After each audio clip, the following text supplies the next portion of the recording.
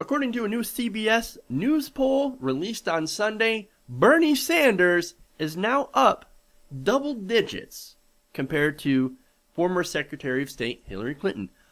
Bernie Sanders is now the front runner to the Democratic nomination. So let's take a look at some of the numbers from this poll.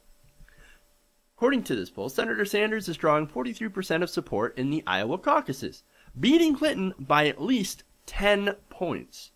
Now, even major news, New Hampshire, Bernie Sanders has surged to 52% versus Hillary Clinton's 30%.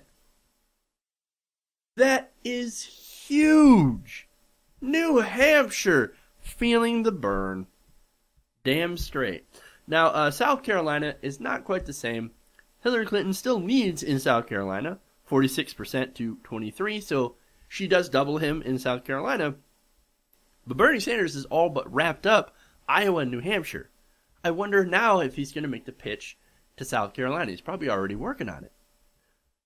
Now, I have some parallels to draw, I guess. I kind of want to connect this to what happened the last election in 2008, Barack Obama. Now, just like in 2008, Clinton was the so-called front runner, right?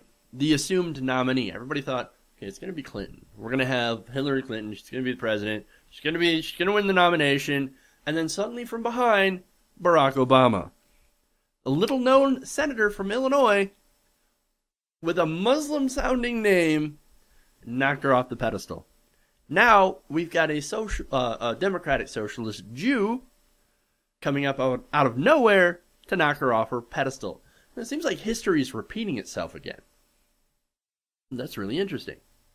Now, Obama won in Iowa. He lost New Hampshire. However, he went to get the nomination anyway and win the presidency not once but twice. So, I mean, it's looking pretty similar to what happened to Hillary Clinton last time. Now, do you think Hillary Clinton's going to sit there and take it this time? I don't know, but so far, she hasn't really been able to do a lot to keep her lead. A lot of polls show her favorability falling. She's been losing a lot of ground to Bernie Sanders, and that should have her very, very worried. Now, Sanders has generated the biggest crowds ever seen in this election cycle, and the most, of course, excitement. 11,000 people in Phoenix, 10,000 people in Madison, nearly 28,000 people in Portland, right? Now, these crowds went out to hear Bernie Sanders talk about the issues. You don't see those crowds for Hillary Clinton. We just haven't. And to be honest, we haven't seen those kind of crowds for anybody this election cycle. So everybody's really excited about Bernie Sanders. Now, what does the media have to say about this? Now, here's the interesting thing. The media, throughout this whole process, has been very dismissive of Sanders. They've been writing him off. They've been laughing at him. Well, who's laughing now, right? In fact, the New York Times, there's an editor of the New York Times that got a lot of hate mail for this, right? And so she wrote a post that said this, quote, "The Times has not ignored Mr. Sanders' campaign by any means, but it also hasn't taken it very seriously. The tone of some stories does seem regrettably dismissive, even mocking at times." Oh, no shit. No shit. Some of it is focused on the candidate's age, appearance, and style rather than what he has to say. Now, Bernie Sanders is a man about issues. His whole campaign is centered on the issues of, mostly income inequality and wealth distribution and how the middle class is being fucked from all different angles. Well, mostly from the top. We're getting trickled down on here. And so Bernie Sanders is bringing it up. Now, a lot of these articles, these dismissive articles, and dismissive questions from the media, well, yeah, of course they're going to focus on his hair. I mean, they do that to all candidates, obviously. I mean, look at the, coverage on Trump's hair. Is it like a ferret on his head? I don't know. A squirrel? I don't know. Is it some sort of weird alien sent here to take over somebody to help destroy the human race? Who knows? Who knows? But the media makes fun of it. So look, this isn't something that just people use to go after Sanders. People ask Hillary about her hair too. About stupid things. Well, you know why? It's because the media wants to avoid the issues. They don't want to talk about the issues. They don't want to talk about income inequality and what to do about it. And that's the big problem with corporate media. Now, for example, I have a good example on this. And this is an example of Bernie Sanders and Hillary Clinton and the ridiculousness of the media. Do you think it's fair that Hillary's hair gets more scrutiny than yours does?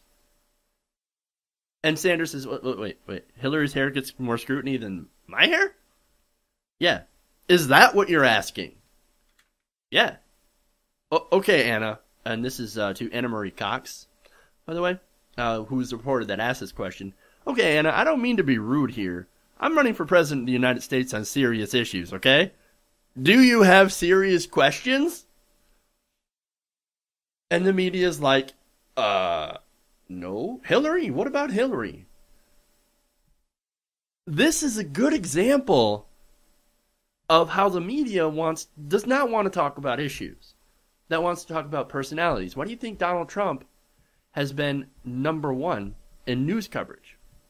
Even the New York Times said they did something like 56 stories on Trump within, I think, a couple month period, whereas Bernie Sanders got about 14 articles written on him, mostly of the dismissive kind, as well as Hillary Clinton getting about 16. Yeah, even Hillary Clinton is not getting covered as much as Donald Trump, because Donald Trump is running the fucking headlines, saying stupid shit. And in fact, they said, this editor actually said something about that. Quote, to give Mr. Sanders significantly less coverage than Mrs. Clinton, that's not happening with another presidential longshot, Donald Trump, whose every utterance and dust-up seems to be breathlessly chronicled. Well, as I said, this is about media celebrity. Now, maybe Rick Perry was right, where they were talking about how media and everything tends to talk about people who are famous. Donald Trump is a reality star, and he's a damn good marketer. And he says things that get people's attention. He says some populist things. He says a lot of populist things for the right hand, for the conservative side. He's going to get the headlines. Of course. Because he's already famous. And he doesn't talk as much about the issues. Bernie Sanders does. And to the mainstream media, to the corporate media, issues are boring. Let's talk about the fun stuff. Let's talk about somebody's hair. Let's avoid the issues. Because first of all, it doesn't sell. And second of all, well, we're owned by multinational corporations. The message that Bernie Sanders is sending, and that some people are sending about, income inequality, and what to do about it, well, that might end up hurting our bottom line.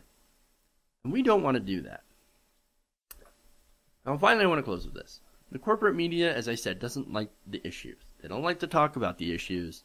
They love the horse race, and they love the clickbait. However, with Bernie Sanders being the front runner, and make no mistake about it, that's exactly what he is. The media is going to be forced to cover these issues. And that, my friends, that is good for America.